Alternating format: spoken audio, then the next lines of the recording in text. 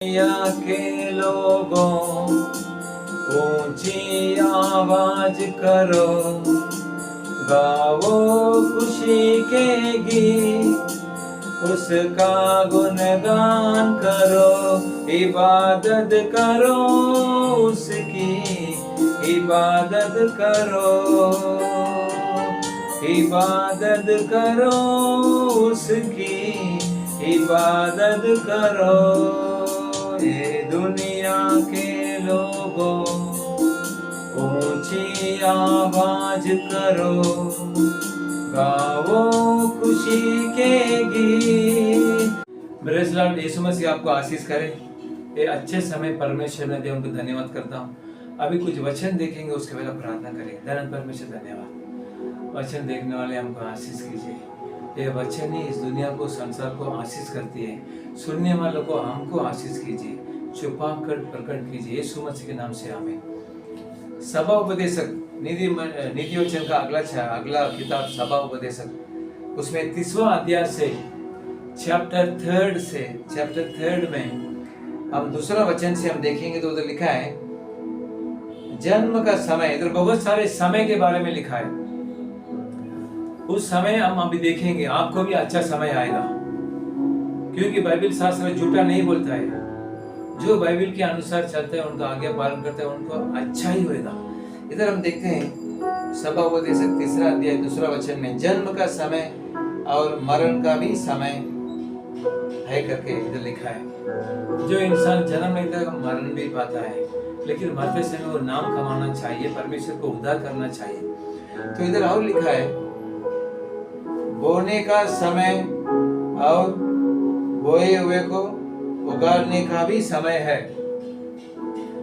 यानी बीज बोता है और बीज बोने का वो अच्छा उपज आता है और उसके बाद उसको उखाड़ने का भी, उसको उखाड़ देते हैं। घात करने का समय और छंगा करने का भी समय है।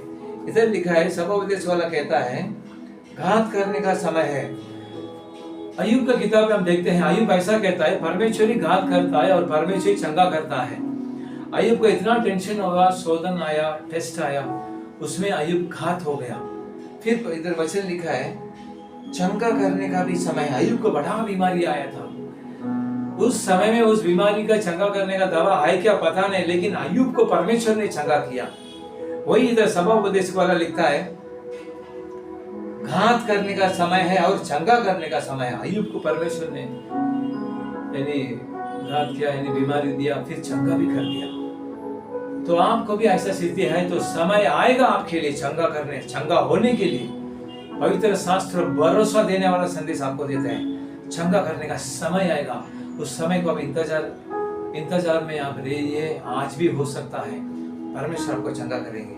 और भी तो लिखा है सभा उपदेशक 3 अध्याय में ढा देने का समय और बढ़ाने का भी समय है, रोने का समय और हंसने का भी समय है। इधर लिखा है रोने का समय है। हर एक इंसान हंसता है, सब कुछ करता है, लेकिन पवित्र शास्त्र कहता है रोना का समय है। जो इंसान मर गया, तो एक इंसान मर गया तो वो उस परिवार में वो लोग इतना रोया। इधर लिखा है रोने का समय है और हंसने का भी समय आएगा। आप अभी रोते हैं क्या? हंसने का समय आएगा। 6 लोगों के पास परमेश्वर ने ऐसा कहा, तुम अभी उदास हैं, बहुत बोझ में हैं, लेकिन एक समय ऐसा आएगा आप हंसेंगे। आपका जो हंसी है, आपका आनंद है, कोई आपसे नहीं छीन सकता है। वैसे सभा उपदेश वाला कहता है हंसने का समय आएगा, छाती पीटने का समय और नाचने का भी समय है। छाती पीटने का समय है और नाचने का भी समय है। आप कौन से हाल में है, इसमें आप जांच कर देखिए। आप छाती पीटते तो आप नाचने का समय आएगा। पत्थर फेंकने का समय और पत्थर बटोरने का भी समय है। गले लगाने का समय और गले लगाने से उठने का भी समय है। टूटने का समय और खो देने का भी समय है। बचा रखने का समय और फेंक देने का भी समय है। फाड़ने का समय और सीने का भी समय। जो कपड़ा फाड़ देते हैं और उसको सिलाते हैं, अभी आपका स्थिति ऐसा फाड़ा हुआ है क्या? लेकिन पवित्र वचन कहता है परमेश्वर आपको सिलाई मारेंगे। जो कपड़ा को सिलाई मारते हैं, अच्छा कपड़ा देते हैं, बहुत अच्छा दिखते हैं दिखने में। चुप रहने का समय और बोलने का भी समय है। हमको ऐसा समय आएगा हम चुप रहना पड़ेगा। कौन सा भी स्थिति है, हम बोलेगा तो वो लोग नहीं सुनेगा, हमारा जो प्रशंसा वो लोग नहीं सुनेगा। लेकिन समय आएगा, आपको बोलने का भी समय आएगा। प्रेम करने का समय और भेद करने का भी समय है। लड़ाई का समय और मेल का भी समय है। ऐसा ये लिखते जा रहा है। इस स्थिति में इस सब वचन में 8वें वचन तक मैं पढ़ा। आप कौन से हाल में है, उस पॉजिटिव में आप देखिए, परमेश्वर आपको आशीष करेंगे। और इधर 9वें वचन में देखते हैं, काम करने वालों को अपने परिश्रम से क्या लाभ होता है। काम करते समय हमको परिश्रम आता है, उसमें क्या लाभ आता है कर सभोपदेश वाला लिखता है। और इधर तीसरा अध्याय सभोपदेश से तीसरा अध्याय 10वें वचन में देखेंगे तो, मैंने उस दुख भरे काम को देखा है जो परमेश्वर ने मनुष्य के लिए ठहराया है। परमेश्वर मनुष्य के लिए दुख भरा हुआ समय ठहराया है। 10वां वचन बहुत कीमती वचन है। इधर मैंने उस दुख भरे काम को देखा है जो परमेश्वर ने मनुष्य के लिए ठहराया है।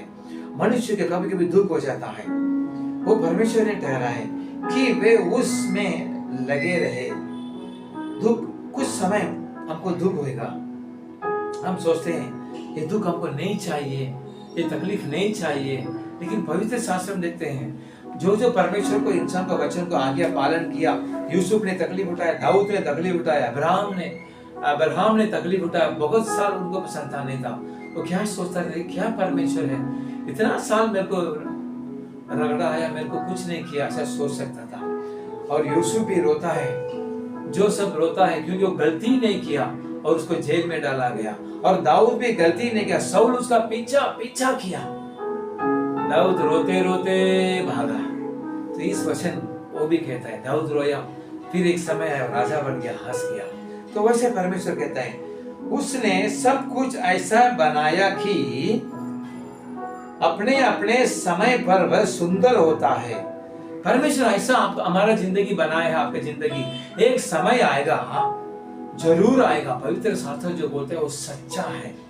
इधर लिखा है अपने अपने समय पर वे सुंदर होते हैं। एक समय आएगा, वो अपने अपने समय, कुछ समय में वो सुंदर होता। अभी आप सुंदर नहीं है क्या? एक समय आएगा आप सुंदर होएंगे, आपके जिंदगी सुंदर होएगा, ऐसे पवित्र वचन कहता है। फिर उसने मनुष्यों के मन में अनादि आनंद काल का ज्ञान उत्पन्न किया है। तो भी जो काम परमेश्वर ने किया है वह आदि से अंत तक मनुष्य समझ नहीं सकता। हमारे जिंदगी, आपके जिंदगी में जो परमेश्वर कुछ चीज लाता है वो आप समझ नहीं सकते हैं। आप सोच सकते हैं मैं क्यों ये हाल में है, लेकिन वो परमेश्वर का आपके लिए एक रास्ता रखा है, वो रास्ते में आप जाते हैं, लेकिन आपको मालूम नहीं है वो रास्ता के बारे में, अंत क्या होता है। वही ये सभोपदेश वाला कहता है, क्या कहता है, तो भी जो काम परमेश्वर ने किया है आपके जिंदगी में, परमेश्वर ने जो काम किया है वो आपको मालूम नहीं है, लेकिन वह आदि से अंत तक मनुष्य समझ नहीं सकता। और 12वां वचन कहता है मैंने जान लिया है कि मनुष्यों के लिए आनंद करने का, जीवन भर भलाई करने के सिवाय और कुछ भी अच्छा नहीं है। ये आनंद किसमें मिलता है? सिनेमा देखने में, मोबाइल में देखने में नहीं, परमेश्वर के सम्मुख में, बाइबल पढ़ने में, प्रार्थना करने में, अच्छा काम करने में, जो परमेश्वर बोला वो काम करने में जो आनंद है।